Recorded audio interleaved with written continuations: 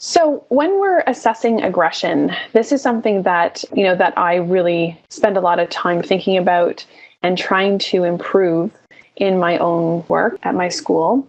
And the first thing that we do when we're assessing a dog for aggression, whether it's reactivity towards dogs or people or resource guarding or any type of aggression, the number one is always a medical rule out. It's the first thing that I think is, when was the last time this dog was at the vet? When was the last time they were vaccinated? That's also an important one in case someone does get bitten. But when was the last time they were at the vet? What was done? Did they have a full blood panel run?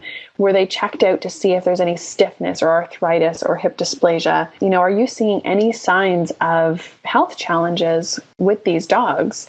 And it's quite common, unfortunately, that we miss something. And it's something that I talk about a lot with veterinarians because it's a really tough thing to rule out. I wish there was a magical test, that we could send the dog to the vet and the vet could run this one test that's really non-invasive to find out if the dog is in pain or if the dog is suffering from any illness.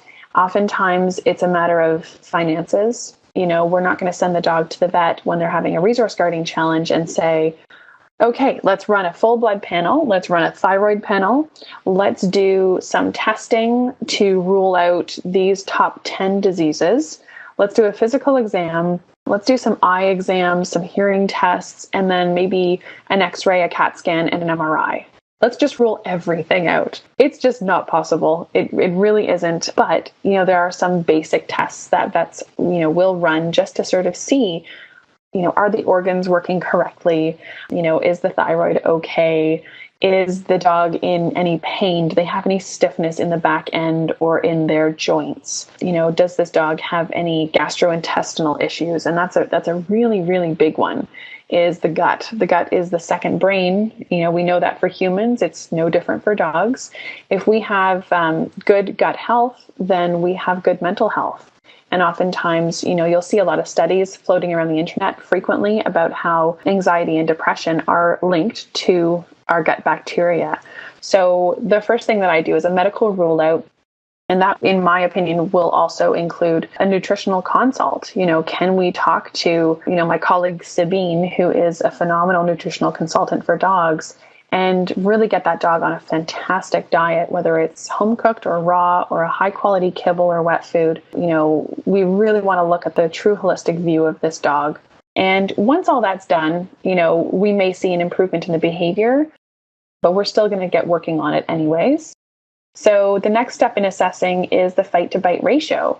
And this is something that is always really important. If you're dealing with a dog who has resource guarding issues or aggression in any way, this is something to be really, really, really honest about. And I say that because oftentimes people come to me and say, no, he's never bitten. And they seem really nervous. And then by the third or fourth session, I find out, oh no, the dog's actually bitten 4 or 5 times, but they didn't want me to turn them down as a trainer out of fear of getting bitten. And so it's important information to really take into consideration. If your dog is, guarding their food bowl, for example, and the dog has snarked at the people in the household, say, 30 times over the course of a few months, I want to know how many times out of 30 has that dog done damage. And if I find out that 1 out of those 30 caused damage that needed medical attention or first aid, then that's amazing. I mean, it's not great that your dog is getting snarky over food, but it's amazing that your dog has inhibited bites, that they are just simply giving clear warnings as opposed to biting every single time. If the dog has had 10 incidents in the home guarding food and 8 of those have, come to medical attention, first aid or stitches or a visit to the hospital or the doctor, that's more concerning to me because that means that the dog, doesn't have a lot of inhibition when biting. So those are really interesting, sort of ratios to look at. And next up would be the acquired bite inhibition. So when we're talking about those bites in the fight to bite ratio, what was the damage that was done?